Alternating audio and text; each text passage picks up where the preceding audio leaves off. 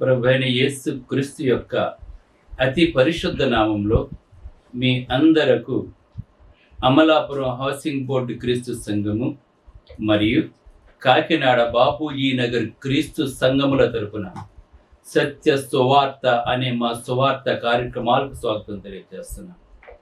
ఇవాళ ధ్యానాంశం ఏంటంటే ఆనాటి ఆదిమ సంఘము ఇప్పటి సంఘం. ధ్యానాంశం ప్రార్థన చేసుకుందాం. పరలోకమందున్న మా ప్రియ తండ్రి, నీ పరిశుద్ధ నామమునకు స్తోత్రములు తండ్రి. ఆదిమ సంఘము ఎలాగుంది, ఇప్పటి సంఘాలు ఎలాగున్నాయో వివరిస్తూ ఉండగా నీవే నాతో ఉండి మాట్లాడమని క్రీస్తు నామమును వేడుకొనిచున్నాను తండ్రి. ఆమేన్. ధ్యానాంశం ఏంటంటే ఆదిమ సంఘం ఎలాగుండేది, ఇప్పుడున్న సంఘాలు ఎలాగుంటున్నాయి. దైవ సన్నిధి కోసం వారు ఆదిమ సంఘస్థులు కొండలు దాటారు, వాగులు దాటి ఆరాధనకు వాళ్ళు వచ్చేవారండి. దూరాన్ని వాళ్ళు లెక్క చేసేవారు కాదండి. వాళ్ళు ఆత్మీయత నీలో ఉన్నట్లయితే, నీ హృదయము క్రీస్తు చేత నింపబడితే గనక నీవు దూరాన్ని లెక్క చేయు, కొండలు లెక్క చేయు, వాగులు లెక్క చేయు. నీ హృదయంలో దేవుడు ఉంటాడు. ఆ దేవుడు నిన్ను ఎక్కడైతే నిజమైన ఆరాధన జరుగుతుందో, ఎక్కడైతే ఆత్మతో సత్యముతో ఆరాధిస్తున్నారో అక్కడికి నీవు వెళ్తావు. అలానే కందా దేశపు రాణి కింద మంత్రిగా ఉన్నటువంటి నపుంసకుడు, నోబుల్ మ్యాన్, అతడు ఎంత దూరం వచ్చాడో చూసారా ఆరాధనకు? యెరూషలేము వచ్చాడు. చాలా దూరం అది. ఎందుకు వచ్చాడు? అతను దూరాన్ని లెక్క చేయలేదండి. అతను ఆర్థిక మంత్రి అంటే చాలా పనులు ఉంటాయండి అతనికి. ధనాగారం అంతటి మీద కూడా అతను మంత్రి. అయినా కానీ వాటన్నిటినీ పక్కన పెట్టి ప్రభు కొరకు యెరూషలేము వచ్చాడండి ఆరాధించడానికి. అటువంటి విశ్వాసం కావాలి నేటి క్రైస్తవులకి. అటువంటి విశ్వాసం కనుక నువ్వు ఉంటేనే నీవు నిజమైన క్రైస్తవుడిగా ఉంటావు. నీవు అటువంటి విశ్వాసం నీకు లేకపోతే నువ్వు ఎప్పటికీ కూడా నిజమైన క్రైస్తవుడు కాదు. ఈవేళ సంఘానికి దూరంగా ఇల్లు కట్టుకుంటున్నారు. ఎందుకంటే ఎక్కడ లేఅవుట్లు ఇస్తుంటే అక్కడ కట్టుకుంటున్నారు. అక్కడ నుంచి దేవుని యొక్క సంఘానికి రావడానికి దూరం అయిపోతుంది. కనుక రక్షించబడిన సంఘము, సత్యమును ప్రకటిస్తున్న సంఘాన్ని విడిచిపెట్టి మరి దగ్గరగా ఏది ఉంటే వెళ్ళిపోతున్నారండి ఒకనాడు. ఒకప్పుడు మనం ఎక్కడ బలపడ్డాం, ఎక్కడ రక్షించబడ్డాం, ఎక్కడ దీవించబడ్డాం, నిత్య జీవానికి తీసుకుని వెళ్ళేది ఏంటి, ఇవన్నీ కూడా ఒక క్షణంలో మర్చిపోతున్నారు. అందమైన ఇల్లు కట్టుకుంటున్నారు. సంఘం దూరం అయిపోతుంది. ఇప్పుడు ఉద్యోగాల నిమిత్తం గల్ఫ్ దేశాలు వెళ్ళిపోతున్నారు. ఉద్యోగాల నిమిత్తం స్టేట్స్ దాటేస్తున్నారు. ఉద్యోగాలు ఇప్పుడు అమలాపురంలో ఉంటే బొంబాయి వెళ్ళిపోయి ఉద్యోగం చేస్తుంటాడు. బొంబాయి వెళ్ళిపోయి చెన్నై వెళ్ళిపోయి ఉద్యోగం చేస్తుంటారు. కర్ణాటక వెళ్ళిపోయి ఉద్యోగం చేస్తుంటారు. గవర్నమెంట్ ఉద్యోగస్తులు అయితే ప్రతిరోజు కూడా ఒక 180 కిలోమీటర్లు ఉంటే లేకపోతే 200 కిలోమీటర్లు ట్రైన్లోను బస్సులోనే వెళ్ళి వస్తుంటారు. కానీ దేవుని సన్నిధికి మాత్రం 1-2 కిలోమీటర్లు రావడానికి బాధపడిపోతుంటారు జనాలు. ఏమంటే దూరం అయిపోయిందండి. నేటి క్రైస్తవులు ఎలా ఉన్నారు వేళ. ఆనాడు క్రైస్తవులు ఆదిమ సంఘం వృద్ధిలోకి వచ్చింది అంటే దానికి కారణం ఏంటి? వారు కొండలు వాగులు దాటి దూరాన్ని లెక్క చేయకుండా వారు దేవుని యొక్క మందిరానికి వచ్చి ఆత్మతో సత్యముతో ఆరాధించేవారు. ప్రభువైన యేసుక్రీస్తు వారు బాప్తిసం పొందడానికి 70 మైళ్ళు నడిచి వచ్చారండి ఆయన. చూడు, అప్పుడు ఆసక్తి చూడు. ఇటువంటి ఆసక్తి ఉండాలి మనలోకి. దూరం అయితే రాలేం. దగ్గరున్నా సరే కొంతమంది దూరం వెళ్ళిపోతుంటారు. దగ్గర నిజమైన సంఘం, దేవుడు స్థాపించే సంఘం దగ్గరుంటే మరికొంతమంది దూరం వెళ్ళిపోతున్నారు, దగ్గరికి రావాలని. ఎందుకంటే 10 రూపాయలు కావాలని జనాలకి, ఆకర్షణ కావాలి. ఎక్కడ జనం ఎక్కువ వెళ్తున్నారు, ఎక్కడ ఆకర్షణగా ఉంటుంది, ఎక్కడ అబద్ధాలు. అబద్ధం వేళ ఆకర్షణగా ఉంటుందండి ఎవరికైనా సరే. కనుక ఆనాడు ఆదిమ క్రైస్తవులు అయితే ఇలాగలేరండి. అలాగనే దైవ సన్నిధి తమ ఇంటికి దగ్గరగా ఉండాలని కొంతమంది అనుకుంటారు. దగ్గరగా ఉన్నా కూడా రాకుండా దూరం వెళ్ళిపోయిన కొంతమంది ఉంటారు. అలాగనే దైవ సేవకుని చూసి ఆనాటి సంఘం గడగడలాడేదండి. అప్పట్లో దైవ సేవకుడు వస్తున్న దేవుని పంపించిన సేవకుడు ఎలీషా షునేమి పట్టణం వెళ్ళిన ప్రతిసారి కూడా ఆ గనురాలైన ఆ స్త్రీ తమ ఇంటి దగ్గరికి రమ్మని చెప్పి బలవంతం పెట్టేదండి, భోజనం పెట్టేది, సువార్త వినేది. అలాగనే కొర్నేలి పేతురు గారిని పిలిపించుకున్నాడు. ఎంతో భయభక్తులు కలిగి జీవించారండి వాళ్ళందరూ కూడా, సువార్తకుని అట్లా దైవ సేవకుని అట్లా. ఇప్పుడు సువార్తకుడు సంఘాన్ని చూసి గదగదలాడవలసి వస్తుందండి. వాళ్ళ యొక్క చెప్పు చేతల్లో ఎక్కడ వెళ్ళిపోతారో ఏమైపోతారో అని చెప్పి దౌర్భాగ్యమైన స్థితి అండి ఇది. ఇవాళ ఏంటంటే చాలా చోట్ల సంఘాలు ఉన్నాయి, ఎక్కడికైనా పోవచ్చు, నువ్వు ఇక్కడ కాకపోతే అక్కడికి, అక్కడ కాకపోతే ఇక్కడికి. ఒక మనిషిలో నిశ్చలమైన మనస్సు ఉండదండి వాళ్ళకి. గాలికి చెదరగొట్టు పొట్టు గాలి ఎట్టేస్తే ఎలా ఊగుతుంటుంది ఈ నేటి సంఘస్థులు కూడా. వాళ్ళ మనసుకు అనుకూలంగా ఎక్కడ ఈవేళ ఇక్కడ రేపు అక్కడ ఏముండే అక్కడ వాడికి స్థిరత్వం ఉండదండి. వాడికి ఏక మనసు ఏకభావం లేదని వాడికి. శరీరం ఒక్కటే, సంఘం ఒక్కటే, విశ్వాసం ఒక్కటే, నిరీక్షణ ఒకటే, బాప్తిస్మం ఒకటే, ఆత్మ ఒకటే అని చెప్పి బైబిల్ చెప్తుంటే వీళ్ళు అటో చోట ఇటో చోట ఇక్కడికి ఎక్కడికి ఎక్కడికి పరిగెడుతుంటారండి. వాళ్ళకి దేవుడు గనుక నీలో లేకపోయినట్లయితే నీలో ఒక స్థిరత్వం నీకు ఉండదండి. స్థిరము గలవాడు ఎప్పుడు కూడా ఒకే చోట ఉంటాడండి. వాడు సత్యంలో ఉంటాడండి. వాడు సత్యం కొరకు ఎంత దూరమైనా వెళ్తాడండి అతను. అలాగనే అపోస్తుడైన పౌలు సువార్త పాటిస్తున్నప్పుడు ఎవరిని కూడా లాలన చేయలేదండి. ఖండించి గద్దించి బుద్ధి చెప్పాడండి. యోహానైతే సర్ప సంతానం అని తిడుతున్నాడండి. రాబోయే ఉగ్రత నుండి మిమ్మల్ని ఎలా తప్పించుకుంటారని చెప్పి. ఏలీ అయితే సుడిగాల్లో వెళ్ళి అహాబుకు బుద్ధి చెప్పినటువంటి వాడండి. అప్పుడు సువార్తకుడు అంటే గడగడలాడేవారు సంఘస్థులందరూ కూడాను. దేవుడు పంపించిన వాడని చెప్పి గౌరవించేవారండి. ఇప్పుడు నిర్లక్ష్యం ఇప్పుడు. ఎందుకంటే స్థితులు పెరిగిపోతుంటే మనిషిని గౌరవించడం తగ్గిపోతుంటుంది. గౌరవం లేదు, భయం లేదు, భక్తి ఉండదండి వాళ్ళకి. ఏదో నామకార్థంగా రావటం పోవటం అంతే. కనీసం వందనాలు కూడా చెప్పని స్థితిలో ఉన్నారు వేళ అనేక మంది వేళ. కానీ ఆనాడు గజగజలాడేవారండి సువార్తకుడు అంటే. ఆయన మాట ఎలా ఉండేదంటే తప్పకుండా పాటించేవారండి. అందుకే ఆదిమ సంఘం అంత గొప్ప వృద్ధి చెందిందండి. ఈవేళ మనుషులు రోగాలతోటి జబ్బులతోటి కృంగిపోతున్నట్టే కారణం ఏంటి? దేవుడు అంటే భయభక్తి లేదు. దేవుని సువార్తను ప్రకటించేవంటే భయభక్తులు లేదండి.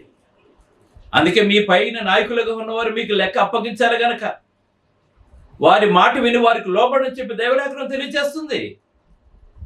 ఎవరు చేస్తున్నారు? ఎవరు లోబడుతున్నారు? ఈవేళ అఫీషియల్గా రావటం, అఫీషియల్గా వెళ్ళిపోవటం, ఇష్టం వస్తే రావటం, లేకపోతే మానేయటం. ఏంటిది? ఆనాడు సంఘమే తలాగలేదండి. ప్రభువైన యేసుక్రీస్తు కొరకు అప్పుడే ఎదురు చూశాడు, మళ్ళా వచ్చేస్తారేమని చెప్పండి వాళ్ళు. ఈ లోకం శాస్త్రం కాదని చెప్పి అనుకున్నాడు వాళ్ళు. ఈ లోకం శాస్త్రం కాదని చెప్పి నువ్వు అనుకున్నట్లయితే, ఇప్పుడే యేసును సత్తారు అనుకున్నట్లయితే, లేదంటే ఈ రాత్రి కానీ ఈ రోజు కానీ నీ పిలుచుకున్నాడని చెప్పి భయం నీలో ఉన్నట్లయితే సంఘానికి, వాక్యానికి, సువార్తకి లోబడి జీవిస్తావు నేను. ఇది గమనించాలి మనం అందరూ కూడా. ఈవేళ సేవకుడే వాళ్ళని చూసి గజగజలాడుతుంది. వాళ్ళకి అనుకూలమైన బోధలు చేస్తాండి. ఈవేళ మీటింగ్ పెట్టి వాళ్ళు పొగటానికే సరిపోతుంది. మొత్తం రోజంతా కూడా పొగడుతో నింపేస్తారండి సేవకులు. డబ్బులు ఎవరైతే ఎక్కువ ఇస్తారో వాళ్ళు పొగడుతో నింపేస్తున్నాడు సేవకులు. అది నిజమైన సేవ కాదండి. దేవునికి ఇస్తున్నాడు కానుకలు. వాడతాను గుర్తుపెట్టుకోవాలి. కానుకలు దేవునికి ఇస్తారు. దేవుడు చూస్తాడు, మన తిరిగి దాని యొక్క ఫలితాన్ని వాళ్ళు పొందుతారు. పరలోకి వెళ్ళాలంటే భూమి మీద విత్తాలి. ఇది ప్రతి ఒక్కరూ తెలుసుకోవాలండి. ఇది అలాగనే దైవ కార్యం కోసం సంపదనంతా ఇచ్చేస్తున్నాడు ఆదిమ సంఘము. తమ చెర స్థిరాస్తులమే సపోసులు పాదరాజు పెట్టేసిన ఆదిమ సంఘము. ఇప్పుడైతే సంపద కోసం దేవుని వద్దకు వస్తున్నారండి. బోధకులు కూడా మా దగ్గరికి వస్తే జబ్బు తగ్గిపోతుంది, మా దగ్గరికి వస్తే మీరు ఐశ్వర్యవంతులు అయిపోతారు, సాక్ష్యాలు చెప్పేస్తారు. అయ్యగారు ప్రార్థన చేస్తారు, అయ్యగారు ప్రార్థన చేసి ఇల్లు కొట్టు, అయ్యగారు ప్రార్థన చేస్తారు, ఉద్యోగం, అయ్యగారు ప్రార్థన చేస్తారు. ఏంటిది? నువ్వు దేని కొరకు వస్తున్నావు? నువ్వు నీ రక్షణ కొరకు రావాలి, నిత్య జీవం కొరకు రావాలి, దేవుని కాపుదల కొరకు నువ్వు రావాలి. నువ్వు ఎందుకు వస్తున్నావు? నువ్వు సంపద కోసం వస్తావా? ఈవేళ ఆ టవరు ఈ టవర్ అని పెట్టేసి ఈవేళ రండి. ఇక చూడండి, కొంతమంది టీవీలో యాడ్స్ వస్తుంటాయి, అన్నీ చెప్పేస్తారు.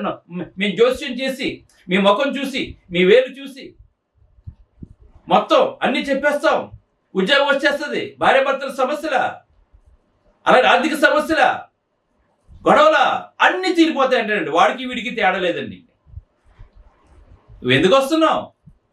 నువ్వు క్రీస్తులో పరిపూర్ణంగా జీవించినట్లయితే, ఆత్మతో సత్యముతో నువ్వు ఆరాధించినట్లయితే, యథార్థవంతంగా జీవించినట్లయితే, దినదినము కూడా క్రీస్తును నడుస్తున్నట్లయితే, నీ విశ్వాసం బలమైందైతే నువ్వు అడగవసరం దేవుని ప్రేమించి వారికి అనగా ఆయన సంకల్పం చెప్పిన పిలవబడిన వారికి మేలు కలుగుటకే సమస్తము సమకూడి జరుగుతుందని తెలుసుకుంటావు. నువ్వు సంపద కోసం కాదని మనం రావాల్సింది దేవుని దగ్గరికి. నీ రక్షణ కొరకు రావాలి, నీ కుటుంబ క్షేమం కొరకు రావాలి.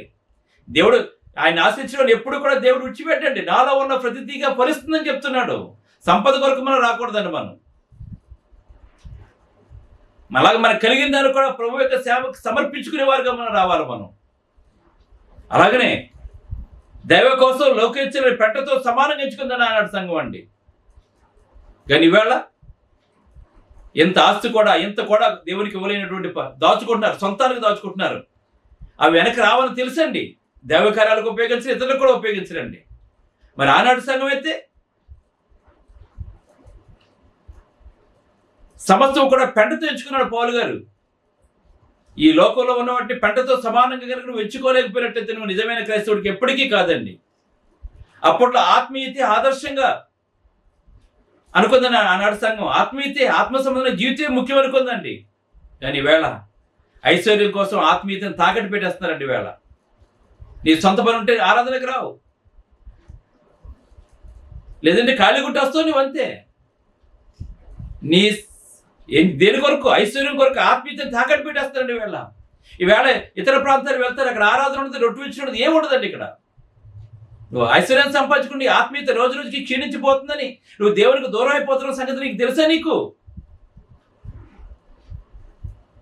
తప్పని కుమారుడు కూడా దూరదృష్టిలో బాగుందని వెళ్ళి బాగున్నాడు వాడు. ఎందుకని? తండ్రి సన్నిధి లేదు. తండ్రి సన్నిధి నీకు లేకపోయినట్లయితే, దేవుని సన్నిధి నీకు లేకపోయినట్లయితే నువ్వు ఒంటరి వాడు. నువ్వు ఎంత సంపాదించుకున్నా కూడా చివరికి నీకు ఎందుకు పనిచేయదండి. అది కనీసం నీ వైద్యానికి కూడా పనిచేయదండి. డబ్బు అది తెలుసుకోవాలి మనం ఇవన్నీ కూడా. మనం అప్పుడు అంతరంగంలోంచి వెల్లుబుకిన భావాలను పాటగా పాడేవారండి. అప్పట్లోనూ ఆత్మతో పాడేవారు, మనసుతో పాడేవారండి. అంతరంగంలో నుండి వెల్లుబుకిన భావాలను పాటగా పాడేవారండి. కానీ ఇవాళ సంగీతాలు, మ్యూజిక్స్, డ్రమ్స్, డీజేస్ అవి లేకపోతే పాటలు లేవండి. అవి లేకపోతే ఇష్టపడలేదండి. ఆదిమ సమయం ఎక్కడొక్కడ ఇన్స్ట్రుమెంట్ వాడిన సందర్భం లేదండి. ఎక్కడ కూడా ఆత్మతో మనసుతో మాత్రమే పాడేవారు, హృదయంతో మాత్రమే పాడేవారండి. ఇవాళ ఊగిపోవాలి నీకు. ఈ ఊపు లేకపోతే నువ్వు పాటలు పాడలేవు. ఇంకొకటి నేను బలవంతి పెట్టాలి నిన్ను ఊగడానికి. నిన్ను వాక్యం నేను ఊపలేదు కదా. ఆత్మతో మనసుతో పాడితే నువ్వు ఊగలేవు కదా. నువ్వు పౌలు శీలలు చెరసాలలో పాటలు పడితే చెరసాల బద్దలైపోలేదా? పునాదులు వణకలేదా? నువ్వు మనసుతో పాడు, హృదయంతో పాడాలి. కానీ ఇవాళ అది లేదు. సంగీతం, రాగం, ఇన్స్ట్రుమెంట్స్, మ్యూజిక్స్ కదా. ఇవాళ దేవుడు చెప్పలేనివన్నీ చేస్తుందండి ఈనాడు సంఘాలు, చాలా సంఘాలు. అలాగే వాక్యమును అనుసరించడమే ముఖ్యమనుకుందండి ఆనాటి సంఘం. కానీ ఇవాళ అది కాదండి. ఇవాళ గొప్ప గొప్ప సువార్తలు ఉంటారండి. వాళ్ళు పిలవబడుతున్నారు. వాళ్ళు వచ్చి వాక్యం చెప్పినాడు. వాళ్ళు నేను బయలుదేరితే అది జరిగింది, మధ్యలో ఇది జరిగింది, నేను పలానావాడు గురించి చదివాను, ఆయన ఎంత గొప్ప మహానుభావుడు. యేసుక్రీస్తు గురించి చెప్పడం మానేసి ఎవడి గురించి చెప్తారు వీళ్ళందరూ. అది వీళ్ళకి నచ్చుతుందండి. వీళ్ళకి యేసుక్రీస్తు గురించి చెప్పరండి. వింటే వాళ్ళు విశ్వాసం కలుగు, వింటే క్రీస్తుని గురించిన మాట వల్ల కలుగుతుంది. కానీ ఇవి చెప్పరండి వాళ్ళు. నేను పలానా చోటుకి వెళ్ళాను, ఆడ సంఘం పేరు ఏదో ఉంది, ఏంటని అడిగాను, ఇది ఒక మహానుభావుడి పేరు అని చెప్పారు. పుస్తకాలన్నీ చదివారు. ఆయన నిజంగా మహానుభావుడే. యేసుక్రీస్తు మహానుభావుడు కాదా? నీకు యేసుక్రీస్తు కాదా? శరీరంలో బలైపోయింది యేసుక్రీస్తు కాదా? వీళ్ళు ఎలా జీవించారు? ఎలా కాదు, నువ్వు క్రీస్తుని వెంబడించాలి. నువ్వు వెంబడించవలసింది క్రీస్తుని, భక్తులు కాదండి. భక్తులు ఉన్నారు కానీ లేదంటలేదు. అపోస్తలుడు గారి పౌలు కంటే గొప్పవారే వీళ్ళు. పౌలు ఎవరిని అనుసరించారు? క్రీస్తుని వెంబడించాడండి. అటువంటి వారైతే అనుసరించి నువ్వు బైబిల్లో లేని భక్తుల గురించి మీరు మాట్లాడకండి దయచేసి. ఆహా ఊహ అంటారు అటువంటి విషయాలు చెప్తుంటే. ఆయనకి ఎంత జ్ఞానం అని చెప్పి అనుకుంటారు. ఒకడు సైన్స్ మాట్లాడుతుంటాడు, ఒకడు ఏదో జ్ఞానం మాట్లాడుతూ ఉంటాడు. దేవుని గురించి మాట్లాడండి దయచేసి. సిలువను గుర్చిన వార్తను చెప్పండి. సిలువను గుర్చిన వార్త నశించిన వారికి విరుద్ధంగా రక్షించబడుతున్న వారికి దేవుని శక్తి తెలుసుకోండి. ఇదంతా కూడాను పరిశుద్ధతే పరమాత్మ అనుకుంది నాటి సంఘం అండి. కానీ ఈవేళ పై మెరుగులే. ఈ లోకపు క్రైస్తవులండి అందరూ కూడా నిజంగా పూర్తిగా దేవునికి అంకితం అయిపోయి దేవుని కొరకు జీవించి నిత్య జీవం కొరకు ఎదురు చూసే వాళ్ళు చాలా తక్కువ అండి. ఈవేళ ఈ ప్రసంగాన్ని విన్న మీరు ఆదిమ సంఘంగా ఉన్నారా, నేటి క్రైస్తవులుగా ఉన్నారా ఆలోచన చేసుకోండి, ప్రార్థన చేసుకోండి. పరిశుద్ధులైన తండ్రి, పరలోకమందున్న దేవాన్ని, పరిశుద్ధ రావణ స్తోత్రాలు. ఆదిమ సంఘం ఎలా ఉంది, నేటి సంఘాలు ఎలా ఉన్నాయి? పై మెరుగు చూస్తున్నారా, లేదంటే ఆత్మీయత చూస్తున్నారా తండ్రి? వాక్యానికి విలువిస్తున్నారా తండ్రి? కొట్టుకలకు విలువిస్తున్నారా తండ్రి? ఇవన్నీ కూడా తండ్రి వారు బేరీజు వేసుకుని సత్యంలో జీవించి దేవుడు స్థాపించిన సంఘంలో ప్రతి ఒక్కరూ నిలిచి జీవనకు వారసులుగా ఉంటూ తండ్రి నీ కాపుదల్లో ప్రతి ఒక్కరూ పెరిగేలా చేసి వారి ఆత్మలను కాపాడుకునేలా చేయమని క్రీస్తులను వేడుకుంటున్నాను తండ్రి. ఆమేన్. మీ అందరికీ వందనము. బ్రదర్ జార్జ్ రాజు వారా, church of Christ, housing board, Amalapuram, near KIMS medical college, Konaseema district, 532001. Mobile number 9848730355, 929331747. Email ID georgerajuvara@gmail.com. Website www.helpingforpoor.com.